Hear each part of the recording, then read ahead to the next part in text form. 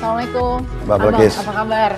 Alhamdulillah baik. Alhamdulillah ya, sehat ya. Jadi saya sudah bersama dengan Bang Ilham Bintang, wartawan senior yang sepertinya nih para pelaku pembobol rekening dan kartu kredit salah orang. Ini salah target. Kenapa? Karena akhirnya kejahatan mereka yang sudah dilakukan beberapa kali mungkin merugikan banyak orang.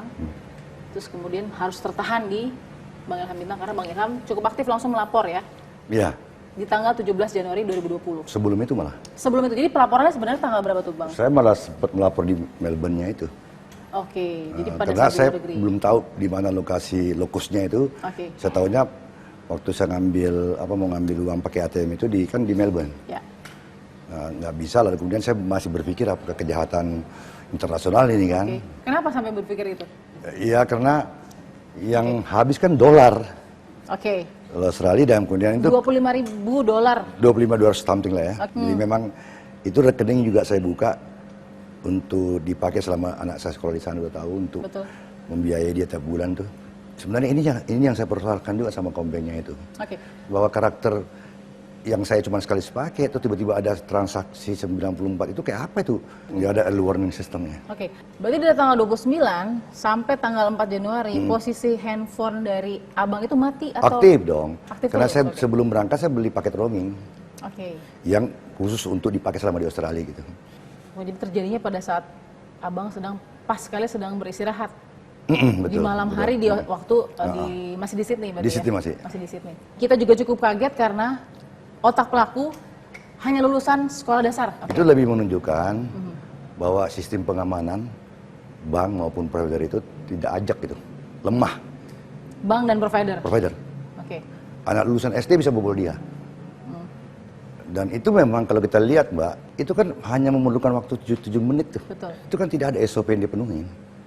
Oke. Misalnya tidak ada verifikasi dan validasi yang menjadi ketentuan itu. KTP Anda, mana nama Anda siapa. Lalu kemudian setelah itu verifikasi administrasinya gitu. Oke. Kalau Anda lihat, nanti saya kasih lihat. Saya dapat itu, dia nggak isi apa-apa.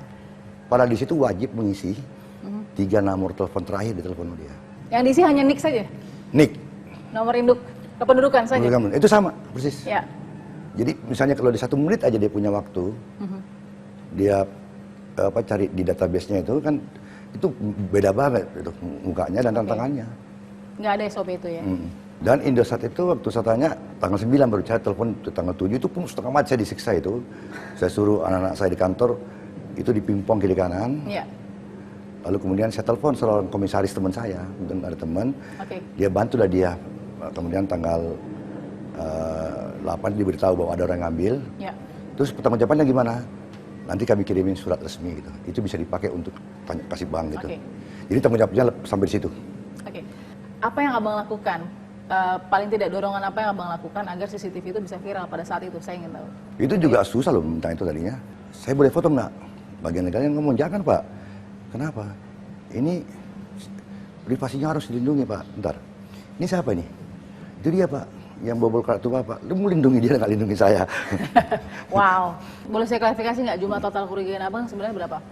Jadi kalau totally itu kira-kira 400 something 420-an. 420 juta rupiah. Kalau dirupiahkan semua ya? Dirupiahkan termasuk dolar, rupiah di tabungan plus plus kartu kredit BNI dan lain sebagainya. Oke, itu 420 juta. Oke, hampir setengah miliar ya. Yang mencengangkan itu ketika saya mengetahui bahwa itu data diperoleh dari OJK.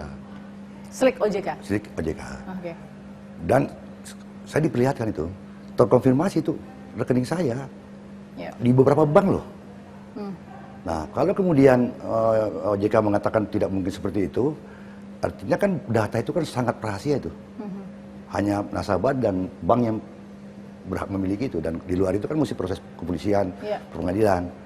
Nah, kalau katakanlah hanya oknum OJK atau bukan oknum OJK, bagaimanakah OJK memberi pengawasan atau peringatan kepada bank-bank yang dengan mudah menyebar itu data rekeningnya gitu. Tapi Abang mengerti kan bahwa penjualan data nasabah ini keluarnya di media sosial, salah satunya media sosial Facebook, milik si pelaku atau tersangka H yang oknum perbankan. Saya baca itu skemanya itu ya, saya baca ya bahwa si H itu yang mengkoordinir pengecekan di OJK. Nah, jadi kan ada institusi resmi bahwa kemudian itu hanya oknum, ya bisa saja gitu. Tapi yang menaungi harusnya tahu pergerakan itu. Nah, kalau Abang gitu. Ya. Oke. Harus semua bertanggung jawab dong kan, nggak Iya. bisa katakanlah Indosat kemudian memberitahu bahwa itu adalah vendor, dia sudah mitra kerjanya, tapi kan orang nggak tahu itu. Betul. Ya kan? Betul. Indosat lah yang bertanggung jawab, begitu juga Komben dan sebagainya, dan OJK juga. Abang terima kasih, kita masih tunggu ya, mudah-mudahan Iya. apa yang menjadi hak abang juga bisa dikembalikan. Iya, amin. Setelah proses hukum nanti selesai prosedur hukum, sudah ada yang Iya. hukum tetap dan haknya kembali sesuai dengan Iya. yang dimiliki. Kita temukan fakta berikutnya.